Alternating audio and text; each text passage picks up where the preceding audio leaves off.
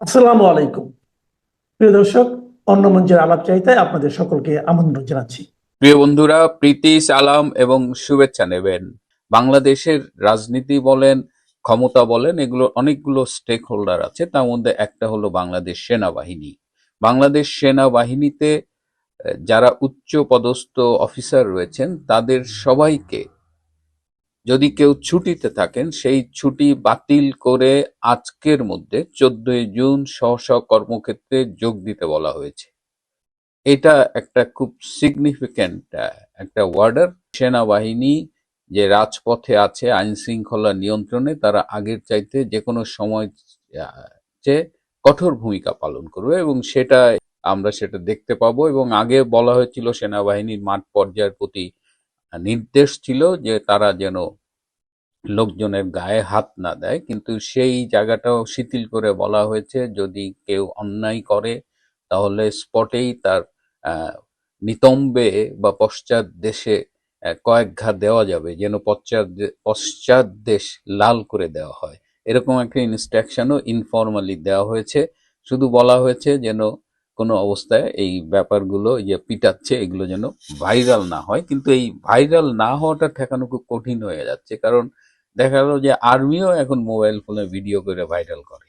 তো যাই হোক, আর্মির সিনিয়র অফিসাররা সব কল্ড হয়েছেন। যারা ছুটিতে ছিলেন তারা ছুটি ক্যান্সেল করে ফিরে আসছেন। আর্মি আরো অ্যাগ্রেসিভ হবে এবং আপনারা খেয়াল করেছেন যে নড়াইলে অলরেডি একটা AK-47 স্নাইপার রাইফেল একটা উদ্ধার করা হয়েছে এবং আগামী দিনে অস্ত্র উদ্ধার, অপরাধী ধরা, অপরাধীদের নিয়ন্ত্রণ করা, এই বিষয়গুলোতে আর্মি আরো অ্যাক্টিভ রোল প্লে করবে। সেই বিষয়ে সকল জিওসি কে, মানে সব ক্যান্টনমেন্টের প্রধানকে নির্দেশ দেওয়া হয়েছে এবং যারা ক্যান্টনমেন্টে যেসব জিওসি ঢাকায় ছিলেন তাদের সাথে সেনা প্রধানের অনেকবার মিটিং হয়েছে এবং খুব তাড়াতাড়ি হয়তো আরো মিটিং হবে। আমাদের যে মিলিটারি ইন্টেলিজেন্স আছে তারা একটা 19 পৃষ্ঠার প্রতিবেদন তৈরি করেছে এবং সেই প্রতিবেদনে এই বৈঠক সম্পর্কে বিস্তারিত লেখা আছে এবং এই বৈঠকের পরে সেনাবাহিনীর করণীয় কি, তাদের স্ট্র্যাটেজি কি হওয়া উচিত, সব কিছু নিয়ে এই মিলিটারি ইন্টেলিজেন্সের রিপোর্টটা করা হয়েছে। রিপোর্টটা খুব স্পর্শকাতর এবং I could have an access, আমি চাইলে হয়তো একটা অ্যাক্সেস পেতাম, বাট আমি সেটা দেখিনি বা আমি চেষ্টা করিনি। শুধু জানি যে army is seriously analysing this meeting.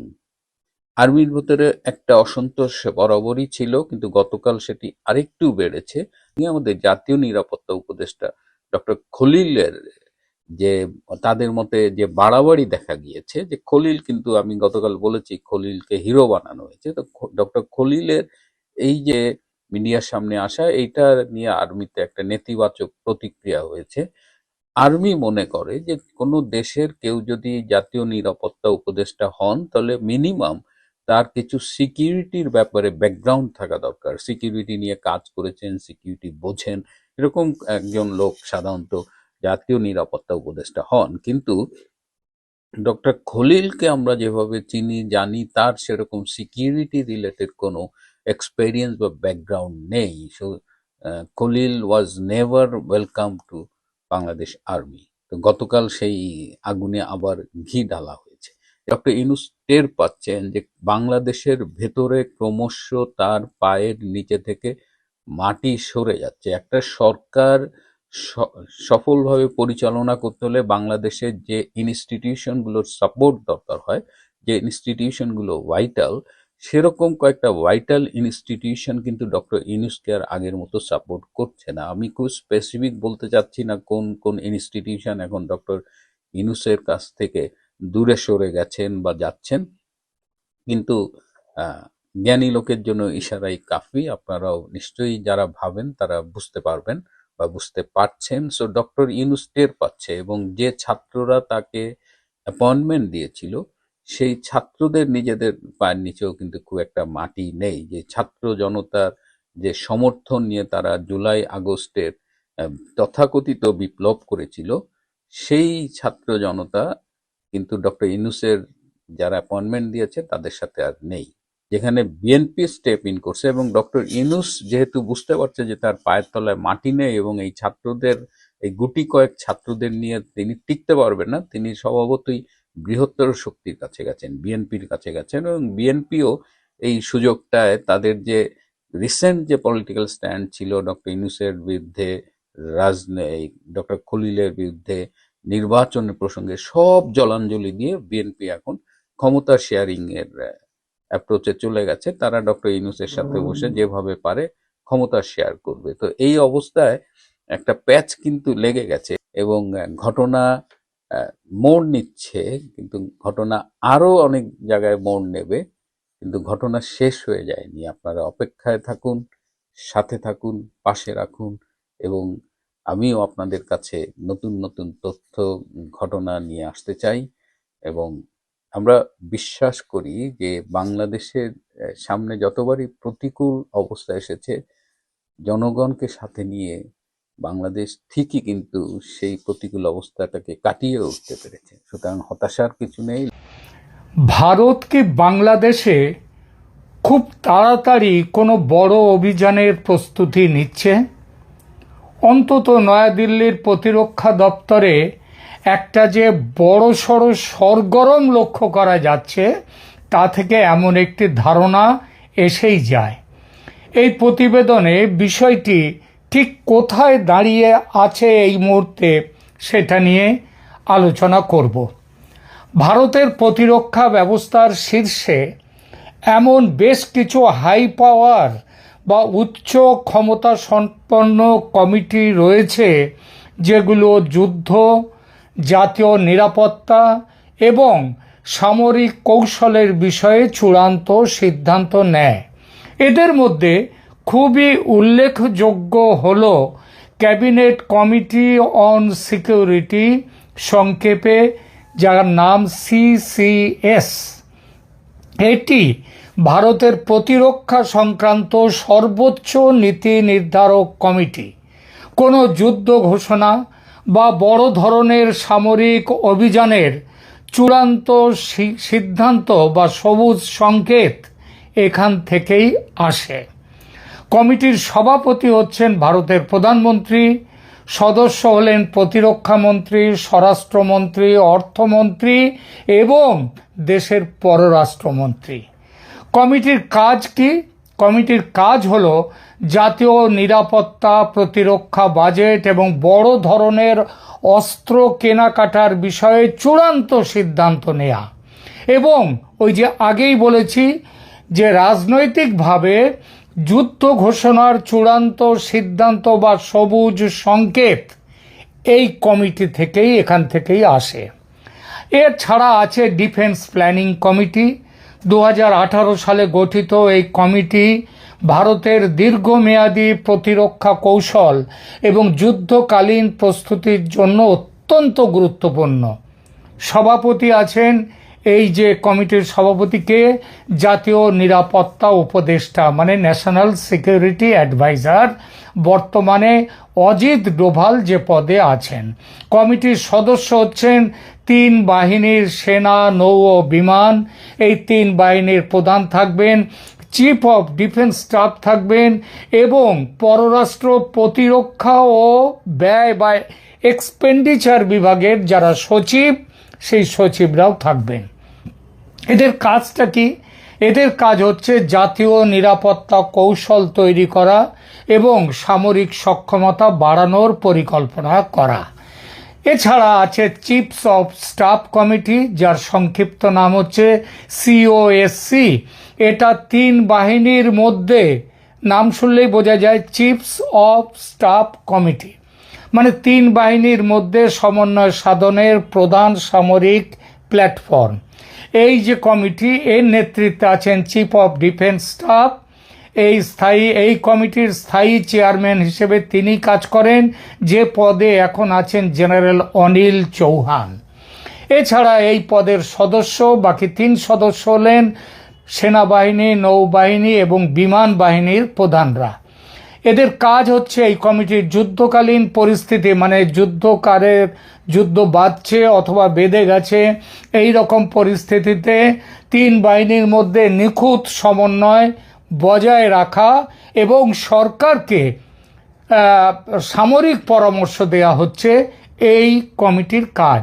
এছাড়া আরও কমিটি আছে, যেমন ন্যাশনাল সিকিউরিটি কাউন্সিল আছে, এটি সরাসরি প্রধানমন্ত্রীর কার্যালয়ের অধীনে কাজ করে এবং জাতীয় নিরাপত্তার বহুমুখী বিষয়গুলো এরা তদারক করে। এরা তিনটে স্তরে কাজ করে।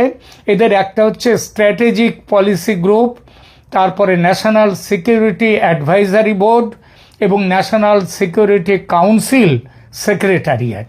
সহজ কথায় যুদ্ধের রাজনৈতিক সিদ্ধান্ত নেয় সিসিএস বা ক্যাবিনেট কমিটি অন সিকিউরিটি, আর যুদ্ধের কৌশলগত পরিকল্পনা ও তিন বাহিনীর সমন্বয় পরিচালনা করে ডিপিসি এবং সিডিএস এর নেতৃত্বাধীন কমিটিগুলো। সিসিএস থেকে চূড়ান্ত সবুজ সংকেত মিললে যুদ্ধের কৌশলগত পরিকল্পনা করে ডিপিসি মানে ডিফেন্স প্ল্যানিং কমিটি এবং সিদ্ধান্ত কার্যকর করে চিফস অফ স্টাফ কমিটি বা সিওএসসি। এর অর্থ এটা নয় যে সিসিএস বা ক্যাবিনেট কমিটি অন সিকিউরিটি সবুজ সংকেত দিলে তবে অন্য বিভাগগুলো সচল হবে, তা নয়। আসলে সমস্ত বিভাগের ইনপুট আগেভাগে নিয়ে তবে যুদ্ধের সিদ্ধান্ত নেয় ক্যাবিনেট কমিটি অন সিকিউরিটি। কথাটা হচ্ছে প্রতিরক্ষা দপ্তরের এই সমস্ত বিভাগের হালচাল হঠাৎই যেন দিল্লিতে রীতিমতো সরগরম হয়ে উঠেছে। ক্যাবিনেট কমিটি অন সিকিউরিটির মিটিং এখনও যদি নাও হয়ে থাকে, যদিও খবর আছে যে কোনো দিন হতে পারে কিংবা হয়ে গেছে ইতিমধ্যে, বলা বাহুল্য ঢাকঢোল পিটিয়ে এসব বৈঠক হয় না, হয় একান্ত সঙ্গোপনে। বৈঠকের খবর বাইরে আসতে বেশ কয়েকদিন লেগে যায়, সেটা পরবর্তীকালে দেখা যায়। যেমন ধরুন না কেন, এই যে সিসিএস মানে ক্যাবিনেট কমিটি অন সিকিউরিটির শেষ বৈঠক হয়েছিল 23শে এপ্রিল 2025-এ। এটা অন্তত যেটা পরিষ্কারভাবে এখনও খাতায় কলমে যেটা বলা হচ্ছে। জম্মু ও কাশ্মীরের, আপনাদের হয়তো মনে আছে, জম্মু ও কাশ্মীরের পহেলগাঁও জেলায় পর্যটকদের ওপর হওয়া ভয়াবহ জঙ্গি হামলার পরিপ্রেক্ষিতে প্রধানমন্ত্রী নরেন্দ্র মোদী এই বৈঠক ডাকেন, জরুরি বৈঠক। বৈঠকে জাতীয় নিরাপত্তা পরিস্থিতি পর্যালোচনা করা হয় এবং পরবর্তী পদক্ষেপ অর্থাৎ পাকিস্তানের সন্ত্রাসী ঘাঁটিতে হামলা করার সবুজ সংকেত দেয়া হয় বা সিদ্ধান্ত নেওয়া হয়। যে সিদ্ধান্ত অনুযায়ী 7 মে তারিখে পাকিস্তানের ঘর মে ঘুসকে হামলা চালায় ভারত। বৈঠকের খবর আগে ভাগে প্রকাশ হলে পাকিস্তানে অতর্কিতে হানা দেয়া যেত না। খবরে প্রকাশ 7 মে রাতে ভারতের মিসাইল যখন পাকিস্তানে হামলা চালায় তখন প্রধানমন্ত্রী শাহবাজ শরীফ সুইমিং পুলে সাঁতার কাটছিলেন। তার যে সেনাপতি আসিম মুনির তিনি তাকে খবরটা দেন যে ভারত আক্রমণ করেছে। তারও আগে ক্যাবিনেট কমিটি অন সিকিউরিটির বৈঠক হয়েছিল, মানে এই যে বললাম 23শে এপ্রিল একটা বৈঠক হয়েছিল গত বছর 2025-এ। তার আগের সিকিউরিটি কমিটির এই যে বৈঠকটা হয়েছিল এটা 5 আগস্ট 2024-এ। দিনটা নিশ্চয়ই মনে আছে আপনাদের। বাংলাদেশের তৎকালীন পরিস্থিতি, শেখ হাসিনার দেশত্যাগ এবং তার পরিপ্রেক্ষিতে হয় এই বৈঠকটি। সেই বৈঠকের ঘটনা বুঝিয়ে দেয় যে বৈঠকটি হয়েছিল, এই ব্যাপারটা বুঝিয়ে দেয় বাংলাদেশের সামরিক হস্তক্ষেপের কথা সেদিনও ভারতের নীতি নির্ধারকদের ভাবনায় ছিল। না হলে এই বৈঠক হতো না। কিন্তু বৈঠকে সবুজ সংকেত আক্রমণের দেওয়া হয়নি। সেদিন সিদ্ধান্ত নেওয়া হয়েছিল ওয়েট অ্যান্ড ওয়াচের। সেই ওয়েট অ্যান্ড ওয়াচ গত 16-17 মাস ধরে মোটামুটি চালিয়ে যাচ্ছিল ভারত, টুকটাক কিছু অর্থনৈতিক ব্যবস্থা নেওয়া ছাড়া। তবে যেসব খবর আসছে এবং হঠাৎই ভারত এমন কিছু ব্যবস্থা নিতে শুরু করেছে যা থেকে ধরে নেওয়া যায় ভারত ওয়েট অ্যান্ড ওয়াচের স্টেজ পার করে বড় কোনো ব্যবস্থা নিতে চলেছে বাংলাদেশে। এসব ব্যবস্থা একমাত্র যুদ্ধকালীন বা আসন্ন যুদ্ধের পটভূমিকায় নেওয়া হয়ে থাকে। বাংলাদেশের ভারতীয় দূতাবাসগুলো থেকে কর্মচারীদের পরিবারবর্গকে দেশে ফিরিয়ে আনা, দূতাবাসে ব্যাপক কর্মী সংকোচন করে দেয়া, আক্ষরিক অর্থে স্কেলিটন সার্ভিস চালু রাখা যুদ্ধকালীন কূটনৈতিক সংকটের স্পষ্ট ইঙ্গিত দেয়। এছাড়া রামপাল বিদ্যুৎ কেন্দ্র থেকে একেবারে চুপি সারে ভারত তার প্রকৌশলীদের নজন প্রকৌশলীকে যে দেশে ফিরিয়ে নিয়ে এসছে, যার জন্য রামপাল বিদ্যুৎ কারখানা এখন বন্ধ হয়ে যাচ্ছে। তো এর ফলে মনে রাখতে হবে যে একটা যুদ্ধকালীন কূটনৈতিক সংকটের স্পষ্ট ইঙ্গিত পাওয়া যাচ্ছে। মে মাসের যুদ্ধের সময়, গত মে মাসের পাকিস্তানের ভারতীয় দূতাবাসগুলো থেকেও যে ব্যবস্থা নেয়নি ভারত, মানে ওই দূতাবাসের সমস্ত তাদের স্ত্রী পুত্র পরিজন সবাইকে নিয়ে আসা, পাকিস্তানে সেটা ছিল না। পাকিস্তানের স্ত্রীরা থাকতে পারতেন তাদের সাথে, পরিবার স্বামীর সাথে পাকিস্তান দূতাবাসের, কিন্তু ভারত বাংলাদেশে তা নিয়েছে এখানে স্ত্রীও থাকতে পারবে না, পরিবারের কেউ থাকতে পারবে না। ইঙ্গিতটা বুঝতে আশা করি অসুবিধে হওয়ার কথা নয়। চিফস অফ স্টাফ কমিটি এর বৈঠকগুলো সাধারণত গোপনীয় সামরিক পরিবেশে অনুষ্ঠিত হয় এবং এর কোনো নির্দিষ্ট তারিখ জনসমক্ষে সবসময় প্রকাশ করা হয় না। তবে 2025 সালে অপারেশন সিন্দুর, মানে যেটা 7 মে 2025-এ শুরু হয়েছিল, 10 মে পর্যন্ত চলেছিল, এবং পহেলগাম হামলার পরবর্তী সময়ে 3 বাহিনীর প্রধানরা ওই চিফ অফ যে স্টাফ কমিটি তো তারা নিয়মিত সমন্বয় বৈঠক করেছিলেন। আবার এই কমিটি অতি সম্প্রতি জানুয়ারি মাসে, এই মাসে কয়েকবার বৈঠকে বসেছে। সেসব বৈঠকের ইনপুট ডিফেন্স প্ল্যানিং কমিটিতে গেছে, সেখান থেকে ক্যাবিনেট কমিটি অন সিকিউরিটির কাছে সেসব খবরও চলে গেছে, তাদের ইনপুট। এই খবর নিশ্চিত সূত্র থেকেই পেয়েই আপনাদেরকে বলছি। এই বৈঠকগুলোর মূল উদ্দেশ্য ছিল যেটা দেশের অভ্যন্তরীণ ও সীমান্ত নিরাপত্তা রক্ষা করা, আধুনিক যুদ্ধাস্ত্র কেনা এবং প্রতিবেশী দেশগুলোর রাজনৈতিক অস্থিরতার প্রভাব থেকে ভারতকে সুরক্ষিত রাখতে কী ধরনের ব্যবস্থা নেওয়া উচিত সেই বিষয়ে আলোচনা করে একটি জায়গায় পৌঁছানো।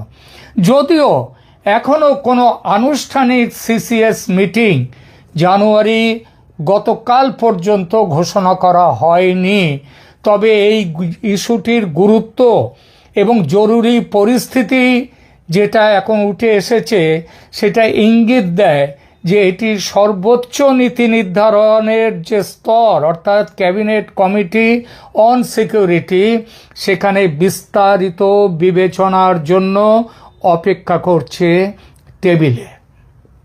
বাংলাদেশের সাথে ভারতের সম্পর্ক একটি গুরুতর সংকটের মুখোমুখি হয়েছে, যা ভারতীয় জাতীয় নিরাপত্তার জন্য সরাসরি প্রভাব ফেলছে।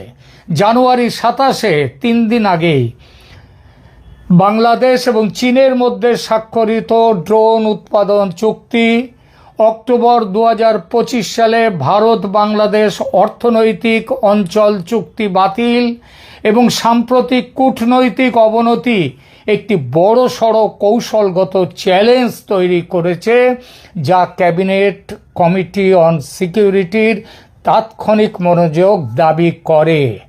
আর ভারতের নীতি নির্ধারকরা যে বিষয়টিতে যথেষ্ট মনোযোগ দিয়েছেন তা ইতিমধ্যেই দেখা যাচ্ছে বিভিন্ন গৃহীত ব্যবস্থার মধ্যে। এই মনোযোগের চূড়ান্ত রূপ হিসেবে যে কোনো দিন, যে কোনো মুহূর্তে এই বৈঠক হতে পারে, এবং সেই বৈঠকে এটাও খবর অবশ্যম্ভাবী সবুজ সংকেত মিলতে পারে সামরিক হস্তক্ষেপের। যদিও নয়াদিল্লির বিভিন্ন সূত্র একথাও বলছে যে এমনও হতে পারে বৈঠক ইতিমধ্যে সম্পন্ন হয়েছে, সিদ্ধান্ত নেওয়া হয়ে গেছে, কেবল সিদ্ধান্ত বাস্তবায়নের অপেক্ষা চলছে কেবল।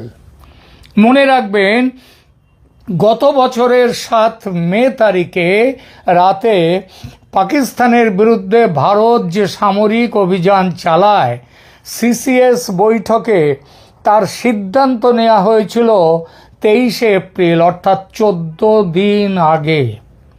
বাংলাদেশের ক্ষেত্রে সিদ্ধান্ত নেওয়া খুব সম্ভবত হয়ে গেছে, এবং সেটা হয়ে থাকলে তার বাস্তবায়ন হতে সময় লাগবে, সেটাই স্বাভাবিক। সে সময়টা এমনও হতে পারে যে বাংলাদেশের নির্বাচনের পরিস্থিতির উপরে নজর, এবং তার উপরে নির্ভর করছে ভারত কবে অপারেশন চালাবে। অপারেশন সিন্দুর যখন শুরু করেছিল ভারত, পাকিস্তানের প্রধানমন্ত্রী শাহবাজ শরীফ সাঁতার কাটছিলেন সুইমিং পুলে। তার সেনাপতি আসিম মুনির তাকে জানান যে ভারত আক্রমণ করেছে। বাংলাদেশে যখন অপারেশন শুরু হবে, তখন প্রধান উপদেষ্টা মোহাম্মদ ইউনূস কোথায় থাকবেন? সুইমিং পুলে নিশ্চয়ই নয়, কারণ এই বয়সে তিনি সুইমিং পুলে তখন সাঁতার কাটবেন না বলেই মনে করা যায়। তাহলে কি তখন তিনি জরুরি মিটিংয়ে ব্যস্ত থাকবেন লামিয়া মোরশেদের সঙ্গে, কিংবা অন্য কারো সঙ্গে? এই প্রশ্নের উত্তর খুঁজতে আর একটু অপেক্ষা করতে। আমি আগেই বলেছিলাম যে যাবার আগে ডক্টর ইউনূস বাংলাদেশটাকে একেবারে ধ্বংসের কিনারে নিয়ে গেছেন এবং এখন কফিনে পেরেক ঠুকতেছেন। এই যে বললেন যে বাংলাদেশ জালিয়াতিতে বিশ্ব সেরা বা পৃথিবীতে চ্যাম্পিয়ন, এইটা বলার মধ্য দিয়ে বাংলাদেশের কি চরম সর্বনাশটা করলেন। কেন বাংলাদেশকে তিনি জালিয়াতিতে চ্যাম্পিয়ন বলছেন? বাংলাদেশের পাসপোর্ট জাল হয়, বাংলাদেশের বিভিন্ন দেশের যে ভিসা, এমনকি আমেরিকান ভিসাও জাল হয়। এইটা কি সত্যি? এই যে অ্যালিগেশনটা উনি দিলেন, বাংলাদেশে একসময় গলাকাটা পাসপোর্টের কথা আমরা শুনেছি, সেটা 80-র দশকে, 90-এর দশকে কিছুটা শুনেছি, কিন্তু এখন যে ডিজিটাল পাসপোর্ট গুলো হচ্ছে একদম সেই একদম অত্যাধুনিক, ওর ভেতরে চিপস থাকে, তো এই পাসপোর্ট গুলো কি গণহারে জাল হওয়ার সুযোগ আছে বা আদৌ হয়? এরকম হয়তো কালে ভদ্রে একটা হইতে পারে, সেরকম দুই একটা জাল পাসপোর্ট কিন্তু উন্নত বিশ্বের দেশেও হয়, কিন্তু সেটা তো উদাহরণ হইতে পারে না। কিন্তু ডক্টর ইউনূস এমন ভাবে বললেন যে যারা বাংলাদেশে সবুজ পাসপোর্ট ক্যারি করে তারা অধিকাংশই জাল পাসপোর্ট ক্যারি করে। উনি পুরা জাতিকে জালিয়াতির কাঠগড়ায় দাঁড় করালেন। কিন্তু উনি কি, উনি যখন ছোট ছিলেন, কিশোর বেলায়, তখন পত্রিকায় বিভিন্ন কুইজ টুইজ ধাঁধা দেওয়া হতো এবং সেগুলো যারা উত্তর দিত তাদের জন্য পুরস্কার দেওয়া হতো। উনি করতো কি, তখন পত্রিকায় চিঠি লিখত যে আমি অমুক, আমি সলেমান, আমার ঠিকানা চেঞ্জ হয়েছে, আমি পুরস্কার পাইছি, আপনি আমার এই ঠিকানায় পুরস্কারটা পাঠান বলে নিজের ঠিকানা দিত। মানে অন্যের পুরস্কারটা জালিয়াতি করে তিনি নিজে নিয়ে নিতেন। এটা তিনি ছোটবেলা থেকে করছেন। এই গল্পটা কিন্তু আমরা বলছি না, এটা উনি নিজের বইয়ে নিজেই লিখেছেন। তো যার কৈশোরের শুরুতেই জালিয়াতি, এবং তারপরে দেখেন এই যে 17 মাস হলো যে জোর করে যে অবৈধভাবে প্রধান উপদেষ্টা হয়েছে, এই প্রধান উপদেষ্টা হয়ে কি কি জালিয়াতি করেছে, নিজের যা যা উপকার করা সব করছে, নিজের বিরুদ্ধে মামলা খারিজ করে দিছে, গ্রামীণের 666 কোটি টাকা কর মওকুফ করেছে, গ্রামীণের মালিকানা ছিল সরকারের, সেটা কমিয়ে 10%-এ নিয়ে আসছে, গ্রামীণের সব ট্যাক্স, গ্রামীণ কিন্তু ব্যাংকিং নিয়ম মেনে চলে, তার ট্যাক্স 2029 পর্যন্ত মাফ করে দিয়েছে, বিশ্ববিদ্যালয়ের অনুমতি নিয়েছে, মেডিকেল কলেজের অনুমতি নিয়েছে, আদম রপ্তানির লাইসেন্স নিয়েছে, কি নেয় নাই আমি একটা লিস্ট করছি, মানে জালিয়াতির চরম সে নিজে করেছে, এবং সে নিজে একটা জালিয়াত, সে মনে করে তার মতো বাংলাদেশের সবাই জালিয়াত। এবং এই 17 মাসে বাংলাদেশকে, একজন আজকে বলতেছিল যে শেখ হাসিনা বাংলাদেশটাকে সিঙ্গাপুর বানাবে এই চেষ্টা করছিল, তিনি এসে বললেন যে না, সিঙ্গাপুর না, আমরা আমেরিকা হব। তো সবাই দেশবাসী ওনার প্লেনে উঠলো, উনি আমেরিকা যাওয়ার কথা বলে উনি পাকিস্তানে সবাই নামাই দিলেন। বাংলাদেশ একটা উদীয়মান ইমার্জিং একটা ইকোনমির দেশ, সেই দেশটাকে এখন পাকিস্তানের মতো ফকির বানাচ্ছে। বিদেশি বিনিয়োগ অলরেডি 62% নাই হয়ে গেছে। আমাদের এই যে 12ই ফেব্রুয়ারি যে একতরফা নির্বাচন করার চেষ্টা করছে, তার মধ্য দিয়ে গণতন্ত্র জাদুঘরে চলে গেছে। ট্রান্সশিপমেন্ট চুক্তি বাতিলের মাধ্যমে $2 বিলিয়ন রপ্তানি আজকে ঝুঁকির মুখে। নন ডিসক্লোজার এগ্রিমেন্টের মধ্য দিয়ে 5টি বন্দর বিদেশিদের হাতে তুলে দিচ্ছে। বাংলাদেশের সব উন্নয়ন কার্যক্রম থমকে গেছে, কোনো উন্নয়ন কার্যক্রম নতুন করে শুরু করেনি, কিন্তু ইতিমধ্যেই $18 বিলিয়ন লোন নিয়ে ফেলেছে এবং সেই লোনের টাকা হাওয়া হয়ে গেছে। লন্ডন প্রবাসী একজন অর্থনীতিবিদ আছে মামুনুর রশিদ, তিনি বললেন যে 200 বিলিয়ন মার্কিন ডলার তারা দেশ থেকে অলরেডি 17 মাসে পাচার করেছে। $200 বিলিয়ন, চিন্তা করা যায় মানে কি পরিমাণ ফ্রডকে এই মানুষ ক্ষমতায় বসিয়েছে, জোর করে মানুষের সাথে প্রতারণা করে তিনি এই কাজটা করেছে। এখন এই লোকটা ক্ষমতার থেকে তো যেতে চান না, কিন্তু তিনি ফেব্রুয়ারির ইলেকশনের পরে কি চলে যাবেন? এইটা আমরা যখন ডিগ ডাউন করছিলাম, তখন তার ব্যক্তি বিশেষ সহকারী প্রফেসর আলী রিয়াজ, সংবিধান বিশেষজ্ঞ না হয়েও সংবিধান সংস্কার কমিটিতে ছিলেন, লিড দিয়েছেন, আবার জাতীয় ঐকমত্য কমিশনের সহসভাপতি ছিলেন, ডক্টর ইউনূস সেটার সভাপতি ছিলেন। তো এখন আলী রিয়াজ একটা স্টেটমেন্ট দিয়েছেন, সেটা হলো যে 12ই ফেব্রুয়ারি নির্বাচনের পরে যারা নির্বাচিত হবেন তারা প্রথম 6 মাস গণপরিষদ সদস্য থাকবেন। সাধারণত কি হয়, ইলেকশন হয়, এমপি হয়, তারা শপথ নেয়, সরকার গঠন করে, একজন প্রধানমন্ত্রী হয়, মন্ত্রী পরিষদ হয়, বিরোধী দল হয়। এখানে সেটা হবে না, তখন যারা ইলেক্টেড হবে তারা গণপরিষদ সদস্য হবে। এই গণপরিষদ সদস্যদের কাজ হবে তখন এই জুলাই সনদের আলোকে সংবিধান সংবিধান সংশোধন করা, সংবিধান সংশোধন করে তখন সংবিধানের নিম্নকক্ষ যারা নির্বাচিত হলেন এবং এই আনুপাতিক ভোটের হারে উচ্চ কক্ষ গঠিত হবে, এবং তখন তারা যাই সিদ্ধান্ত নিক সংবিধান সংশোধন সহ সেটা উচ্চ কক্ষে অ্যাপ্রুভ হইতে হবে, তারপর সেটা রাষ্ট্রপতির কাছে যাবে। এবং এখন এই আনুপাতিক হারে যেটা নেপালে হয়েছে, দেখা গেল ছোট ছোট পার্টি বা জামাত টামাত যারা বিরোধী দলে থাকে, এরা উচ্চ কক্ষে এমন একটা সংখ্যা পায় যে তারা তখন পুরো সংসদটাই অস্থিতিশীল হয়ে যায়। সরকার একটা বিল পাশ করাতে যাচ্ছে, সেটা হচ্ছে না, তো একটা ক্যাওটিক সিচুয়েশনের মধ্যে হবে।